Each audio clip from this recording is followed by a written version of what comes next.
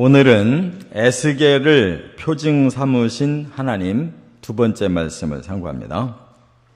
우리가 어제 에스겔을 표징 삼으신 하나님 첫 번째 말씀 상고했는데, 이제 유다가 멸망 직전인데 이미 포로로 잡혀간 에스겔이 선지자로 부름을 받아서 퍼포먼스를 해라.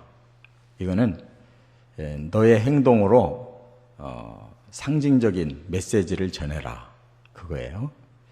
그래서 이미 감금의 표징, 포위됨의 표징, 체벌의 표징을 이미 하나님이 에스겔을 시켰어요.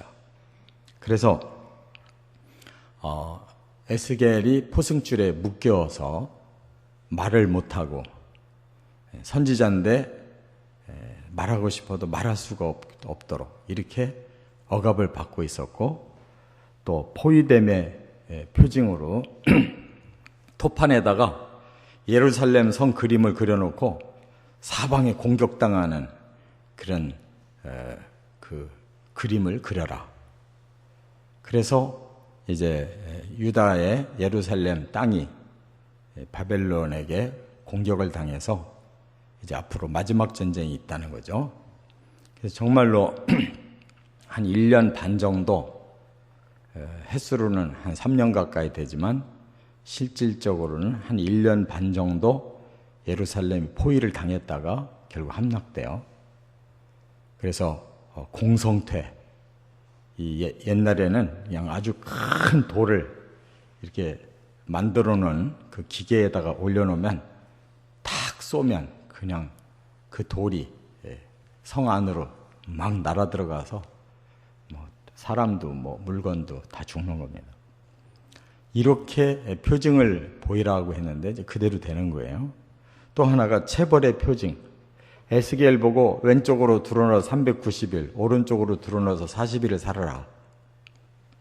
그것도 결국 합해보면 1년 반 가까이 이제 그 안에서 완전히 너희들은 이제 포위가 돼서 고난받게 될 거다.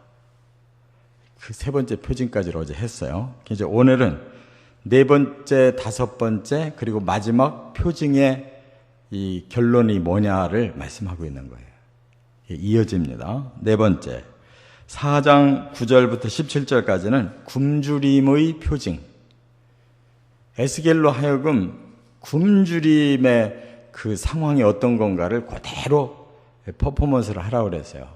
그래서 하나님이 이제 떡을 미리 만들어 놓고 네가 누워있는 동안에 먹을 양식을 만들어라 그랬는데 6가지 그 곡식을 섞으라고 그랬어요. 밀, 보리, 콩, 팥, 조, 귀리. 아마 요즘 분들 이렇게 섞어 먹는 사람들은 굉장히 건강식을 하는, 남날리 아주 자기 건강을 굉장히 챙기는 분들이 혹시 이렇게 하려는지 모르겠어요. 근데 그때 이렇게 하라는 뜻은 먹을 게 없어가지고 뭐든지 잡탕으로 그냥 먹을 음식을 만들어 놓으라는 뜻이에요. 그리고 그거를 하루에 23개씩만 떼어서 한 번 먹는 거예요. 23개의 양이 어느 정도냐? 반 공기 가지고 하루를 살으라는 거예요. 그것도 주식이 아니잖아요. 막 여러 가지 거꾸롭고 먹기 힘든 그런 잡곡을 섞은 거를 한 끼만 먹는데 그것도 반 공기만 먹어라, 그런 뜻이에요. 그리고 물도 마음껏 못 먹고 6분의 1 흰만 따라가지고 한번 먹으라는 거예요. 그러니까 그게 뭐예요? 390일을 왼쪽으로 누워있는데 하루에 딱 한 차례 그렇게 한 반 공기 먹고 물 한 잔 먹고 그냥 하루를 살으라는 거예요. 그게 굶주림의 표징이에요. 너희들이 포위를 당했을 때 어떤 상황이 오느냐? 굶어 죽게 될 거다, 그 말입니다. 그래서 그 떡도 만들 때 인분으로 만들으래요. 인분. 그러니까 사람이 그 싼 그 변을 가지고 그게 마르면 그거 가지고 불 떼서 이 빵을 구라는 거예요. 그때 에스겔이 너무 깜짝 놀라가지고 하나님께 하소연을 합니다. 하나님, 저는 지금까지 평생 부정한 걸 먹어본 적이 없습니다. 근데 어떻게 인분으로 군 빵을 먹습니까? 도저히 그건 못하겠습니다. 그러니까 하나님이 에스겔을 위해서 바꾸셨어요. 그러면 쇠똥으로 해라. 그래서 만들어 먹기 시작한 거예요. 그 말은 뭐예요? 너희들이 먹는 떡마저도 부정한 것이다. 인분은 먹을 수가 없어요. 신명기 23장에 12절부터 14절에 인분을 아주 멀리 치우라고 율법이 돼 있어요. 너희 진영 안에서는 인분을 두면 안 된다. 똥도 함부로 못 사는 거예요. 부정 탄다고. 그래서 빨리 우리 옛날 분들이 그냥 집 가까이에다가 화장실 안 만들고 그냥 뒷간을 멀리 만드는 게 이치가 맞는 거예요. 근데 그거 가지고 할 수 없이 먹고 살으려니까 인분 말려서 밥해 먹으라는 거니까 얼마나 그들이 이 목구멍이 포도청이라 죽지 못해 사는 아주 부정한, 그지가 먹을 게 없으니까 쓰레기통 뒤져서 먹을 것 찾듯이 너희들이 그런 상황이 올 거라는 거예요. 그대로 바로 예루살렘 성 안에서 그렇게 당한 겁니다. 그 다음에 다섯 번째가 5장으로 넘어가서 1절부터 4절까지가 삭도의 표징. 머리털, 수염 싹 밀어라. 그리고 그 털 무게를 재라 그랬어요. 그래서 3분의 1씩 나눠라 그랬어요. 우리가 일반적으로 삭도를 하는 것은 수치입니다. 말하자면 적에게 사로잡혔을 때 죄인들에게는 삭도를 하는 거예요. 싹 밀어버리는 거예요. 그의 인격을 모독하고 그를 아주 없이 여기기 위해서 싹 깎아요. 그런데 그것도 삭도만 당하는 게 아니라 그 털을 세 가지로 나누어서 여기 보니까 3분의 1은 성읍 안에서 불사르라. 또 남은 3분의 1은 성읍 사방, 성읍 밖에 사방 나가서 그 털을 칼로 쳐라. 또 나머지 3분의 1은 이 바람에다가 이렇게 흩어라. 이렇게 말씀했어요. 이게 뭘 말하냐면 너희들이 포로 당한 후에 어떤 꼴이 일어나느냐. 점령당할 거다. 3분의 1은 다 죽는다. 그 다음에 흩어서 도망가는 자들도 뒤따라가서 다 죽인다. 그리고 살아남은 자 온 세계로 흩어져서 조금 도망갈 거다. 그런 뜻이에요. 그러니까 이렇게 하나님께서 그냥 적당히 이 전쟁에 패하는 정도로 끝나질 않는다는 거예요. 완전히 유다 나라, 특별히 예루살렘 성은 완전히 파괴된다는 거예요. 그러니까 이 서울이 없어진다고 생각해 보세요. 여기에 들짐승들만 돌아다니는 그런 완전히 황량한 벌판이 된다고 생각해 보세요. 예루살렘이 그렇게 된 거예요. 건물 하나 남은 게 없는 겁니다. 그렇게 완전히 싹쓸이가 됐어요. 그리고 조금 남겼다가 그것을 옷자락에 싸둬라. 그리고 한참 지난 다음에 불에다 살라라 그랬어요. 그거는 하나님이 특별하신 계획이 있다는 거예요. 그게 뭐냐? 바로 정화된 이스라엘, 거기서부터 새로운 불이 일어날 거다.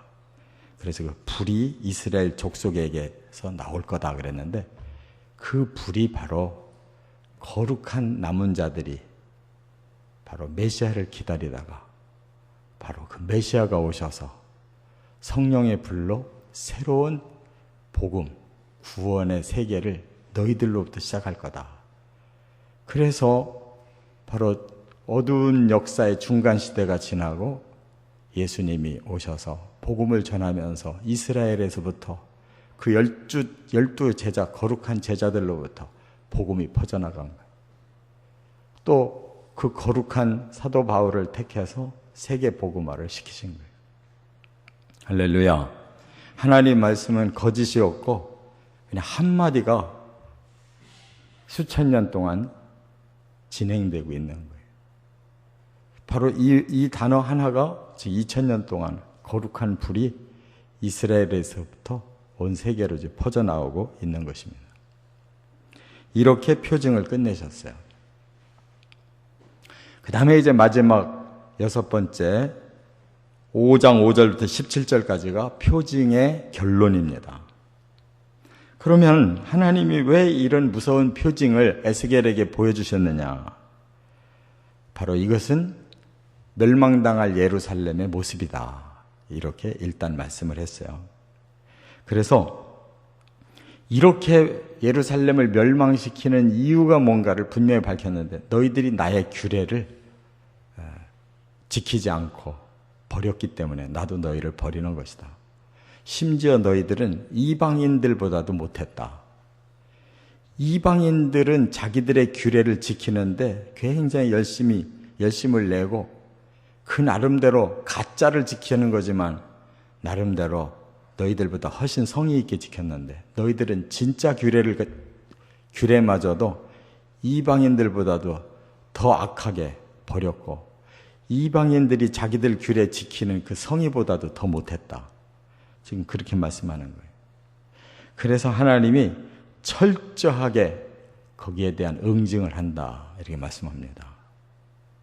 그래서 아버지가 아들을 잡아먹고 아들이 아버지를 잡아먹을 것이다. 왜? 포위를 당했는데 먹을 게 없으니까 가족끼리도 서로 잡아먹는 거예요.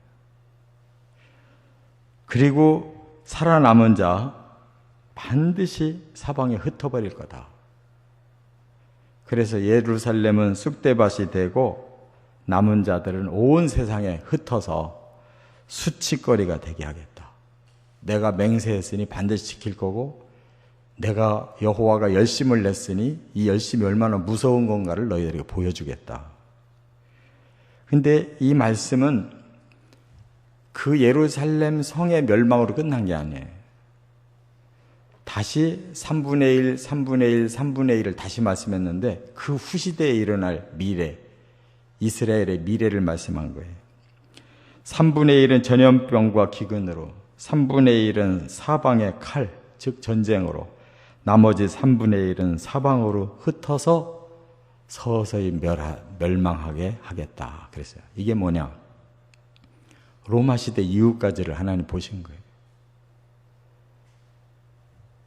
하나님께서 새로운 불을 이스라엘 족속에게서 내매도 불구하고 그들이 그 불을 받아들이지 않는다. 더 무서운 징계를 또다시 당하게 될 거다. 너희들은 이 땅에서 살 수 없을 만큼 기근과 전염병에 시달려서 멸절할 거고 그나마 또 전쟁통에서 너희들은 멸절당할 거고 그리고 나머 살아있는 사람 다 세계로 흩어질 거다. 그래서 흩어진 자들이 온갖 수치와 조롱을 당하고 두려움과 경고를 당하고 또 기근의 독한 화살로 너희 양식이 떨어질 것이고 사나운 짐승 속에서 외롭게 살 것이고 전염병과 살육과 칼을 계속 맞을 거다. 그래서 그 최후의 모습이 이 히틀러 밑에서 600만 명이 학살당한 거예요. 거기까지 내려온 거예요. 왜? 그 거룩한 불, 예수 그리스도의 복음을 끝까지 거절한 자들이 그 이스라엘 사람들이에요. 이렇게 다 써 있어요. 예루살렘의 멸망이 한 번으로 끝나야 되는데 이들은 다시 하나님이 새로운 언약을 맺으려고 복음 주셨는데 그리스도 아니라고 버렸어요. 오히려 이방 사람들이 그리스도를 받아들여서 그들이 복받고 그들은 서기 70년에 로마에 의해서 두 번째 멸망을 당해요. 바벨론에게 예루살렘이 완전히 멸망당한 것처럼 서기 70년에 로마에 의해서 두 번째 멸망된 이 예언이 또 3분의 1, 3분의 1, 3분의 1로 하나님 다시 이스라엘 나눌 거라는 말씀이 두 번째 응답하는 거예요. 이 표징은 한 번의 표징이 아니고 이렇게 거듭되는 표징이에요. 이게 또 한 번 남았어요. 그게 바로 7년 대환란이라는 겁니다. 이스라엘 사람들은 그때까지 예수를 안 받아들여요. 마지막까지 자기들의 영웅을 기다리는 거예요. 이스라엘의 야욕은 이스라엘 출신의 영웅 메시아가 오면 이 세상 다시 뒤집힌다고 지금 기다리고 있는 겁니다. 제3의 성전 다시 세울 거고 자기들이 세계에서 가장 으뜸되는 민족으로 거듭날 날을 기다리고 있어요. 근데 하나님은 이스라엘을 그렇게 만들려고 하는 게 아니라 이스라엘 통해서 세계를 구원시키려고 하는 거예요. 자기들이 과분하게 너무 자아도취에 빠져 있어서 저렇게 고난받는 겁니다. 우리도 예수 믿고 우리가 복받고 우리를 위해서 하나님 모든 걸 주신 걸로 착각하면 안 돼요. 우리를 징검다리로 해서 인류를 구원하고 이 세상 구원하려고 하는 거지. 우리만 복받고 우리 교회만 복받고 우리 나라만 복받고 이런 엉터리 신앙 가지면 안 됩니다. 그럼 나중에 망하는 거예요.